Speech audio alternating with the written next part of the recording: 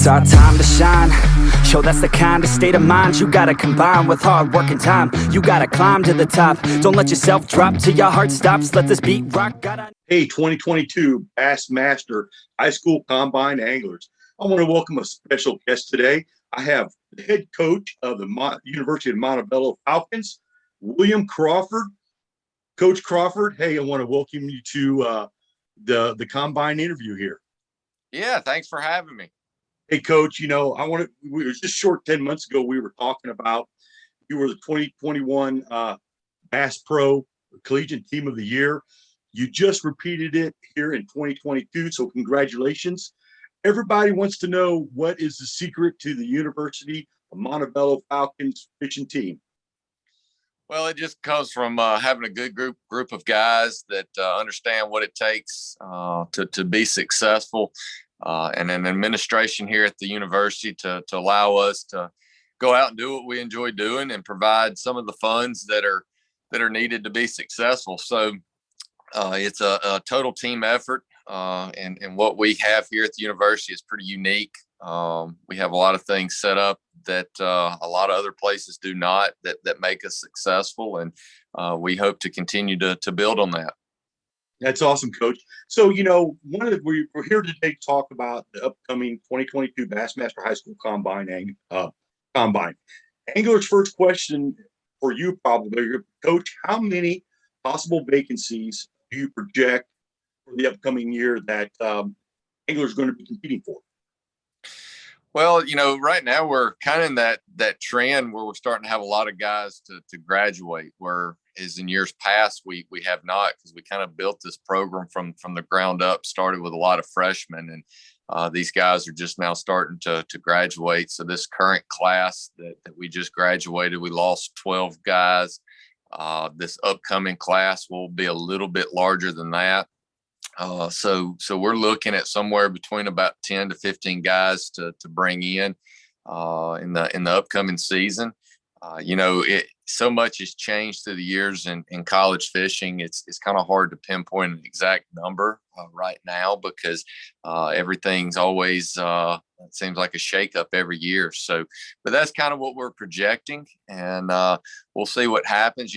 For us, not only do we lose guys that have been part of the program for such a long time, we've also are losing some really, really talented anglers. And so it's kind of hard, in my opinion, to replace those guys in one recruiting cycle. So sometimes we may take a few more than what we originally anticipate, to see if we can't get fortunate enough to replace those guys and help continue to build the program. Okay, Coach, that sounds great. Now, for anglers, those combine anglers may not be familiar with you. Can you kind of tell us just a little bit about yourself and what type of coach you are? Yeah, so I've been fortunate enough to be here at the University of Montevallo in my position as the head fishing coach and the director of the Outdoor Scholars Program for just over 8 years now. It's a great opportunity that I get to work with these young people. That's what I enjoy about my job, coming in each and every day and being able to mentor and guide these young people into the careers and the people that we would want them to be. I feel like I'm a player's coach. I like to bounce ideas off of our guys and get their feedback. It's not all about just what I want. It's about what the team wants. And we give a lot of ownership to our guys, and they take responsibility in that. And I think that's what makes us successful. Okay, all right. So, you're talking about guiding those anglers in their career path. The academics is the most important aspect, naturally. Fictionary is kind of secondary. So can you kind of maybe highlight what the University of Montevallo will offer an angler? Yeah, a lot of our guys come in and go through our College of Business, get a marketing degree. We have some students that come in and go the route of our communications studies program or mass comm.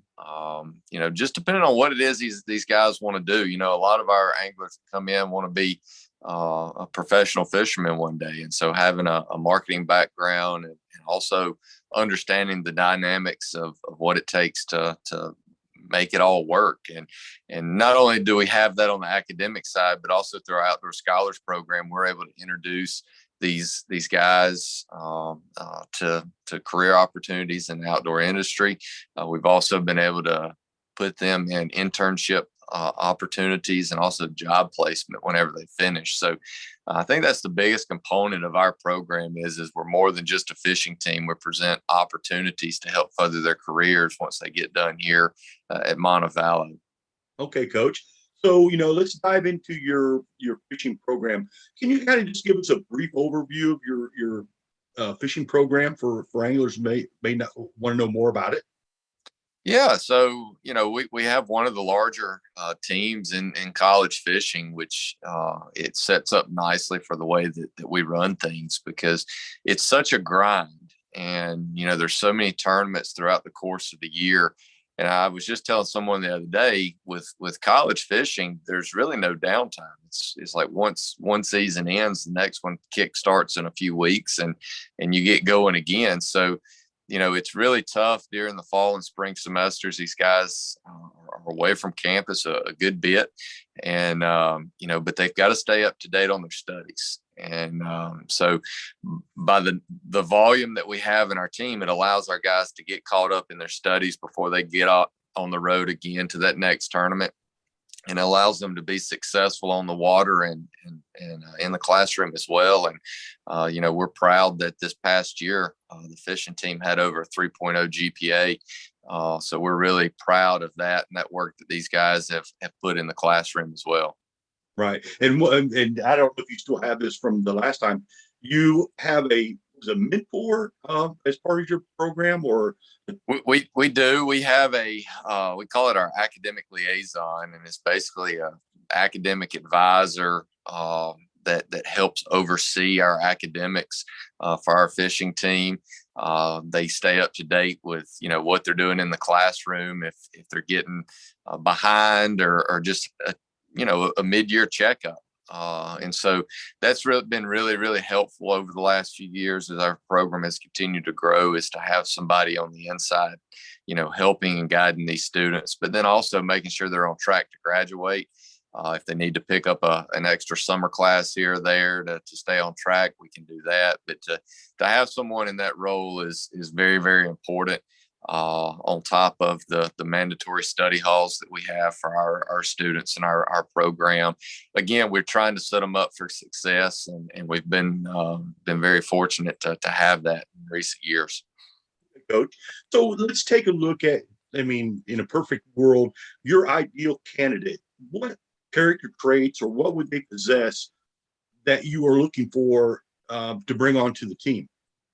Well, first of all, we just want a good person, somebody that's going to do the right thing. And I tell our guys all the time, and they know that, if they mess up, there's consequences to pay, and that they may not be here very long if they continue to do what's not expected of them. And so, these guys want to do what's right. We have a good group of older guys here in the program that kind of help lead the way, and allows the younger guys to kind of follow suit. But we also want somebody that's a hard worker in the classroom. If they work hard in the classroom, I don't have any doubts about them working hard when it's time to go to work out at a tournament, pre-fishing, or during tournament day. So those are two of the biggest things. And I'm also just a good quality angler, somebody that meets our needs for that point in time. Depending on what we lose, each year, we may be looking for some shallow water guys that are really good, swimming a jig or something, or it may be a year where we need some guys that can go offshore and be really good with their electronics. So it changes from year to year, but those first two things I mentioned are most important, because if you do what you're supposed to, things will take care of themselves. Hey, absolutely, Coach. I agree with you on that. So let's go to the combine, the upcoming in September 16th through the 18th. What advice would you recommend to anglers when they're interfacing with you or any other coach at the combine? This combine is a great opportunity for high school anglers, because it gives them an opportunity to meet a lot of different college coaches and hear about a lot of different programs that they may not be able to do so otherwise. And so my recommendation is to, get a list of all the different programs that are going to be represented there, and kind of, rank them as far as the ones that you want to know more information about. And because your time is limited, and we found that out last year, that there may have been some people that didn't get to go by where they wanted to or talk with who they wanted to because of the limit of time. So, have choices. I always used to tell before this combine, even when I talk with students as they come and visit our campus, I tell them pick 2 or 3 different places that they want to go and visit, and weigh your options at the end and do what's best for you. And kind of the same scenario here. Pick those top few that you want to learn more about, go and talk. Have a list of questions. Be confident in what you're asking. And that's one thing too that I look for. I want somebody that's confident in what they're doing. And so whether it's practicing in front of a mirror or parent or whomever, be prepared. It's kind of like giving a speech. If these students have ever had to stand up in front of their classmates and give a report or a speech or a presentation on something, it's the same thing. It's almost like a job interview. And so it's important to be very, very well prepared, and have everything laid out so you can enjoy it and get the most out of this event. And I totally agree with you on that, Coach. I mean, it is an interview. I mean, let's face it. And selling yourself and selling your skills is part of the process. So I agree with the confidence. So let's talk about the parents. Parents are a huge process of this. What are some of the questions that parents ask you or that you encounter in dealing with recruiting for anglers for your team? Well, probably the biggest question is about scholarships. What kind of scholarships are available, and are these scholarships that are given out for fishing? Are they is the institution allowed to stack scholarships on top of the academic scholarships? I think those are very important questions to find out. Some institutions won't allow you to stack scholarships. Some will.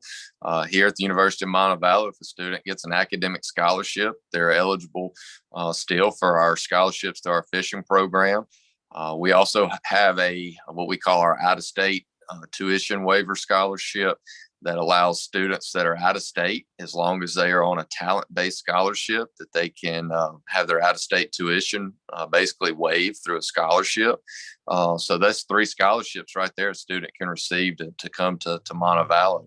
Also, another important question that's asked is talking about the tuition, making sure they have a full dollar amount of everything. The biggest thing for parents to understand is that when you go off to college, you're basically given one bill. Your tuition, your room and board, your fees, all that's basically in one big bill.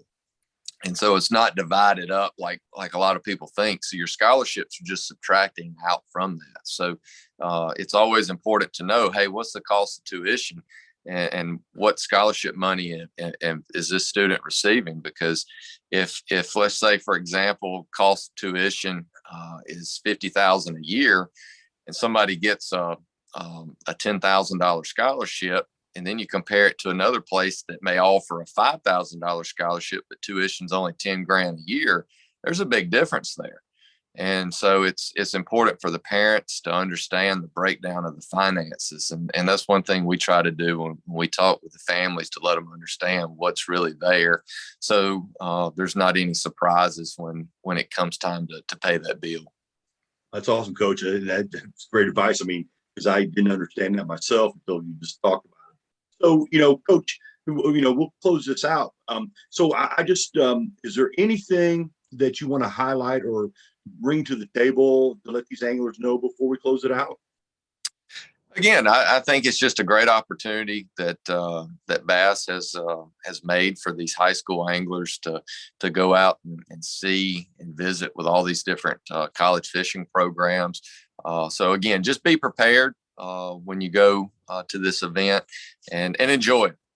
It's a great opportunity, again, not only to meet people in the college world, but also other high school anglers. And it's so cool to see how this sport has grown through the years. I can remember when I first got started with it, and to where it is now on both the high school and college side. It's really exciting, and it's going to be exciting to see where it goes in the next 5 years. So again, guys, just enjoy the combine, and I hope to see you there. That's awesome, Coach. And my last question, can you do it again next year? I asked you that 10 months ago. Can you do another repeat here? Well, we'll see. That's what you said last year, and you did it.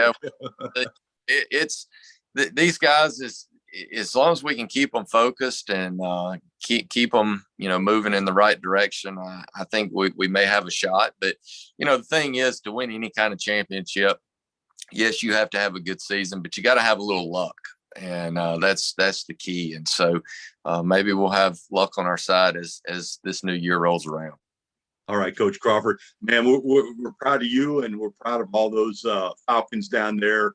And we wish you guys the best upcoming season here, and hopefully you guys can do it again. All right. Thanks for having me. Thank you, Coach.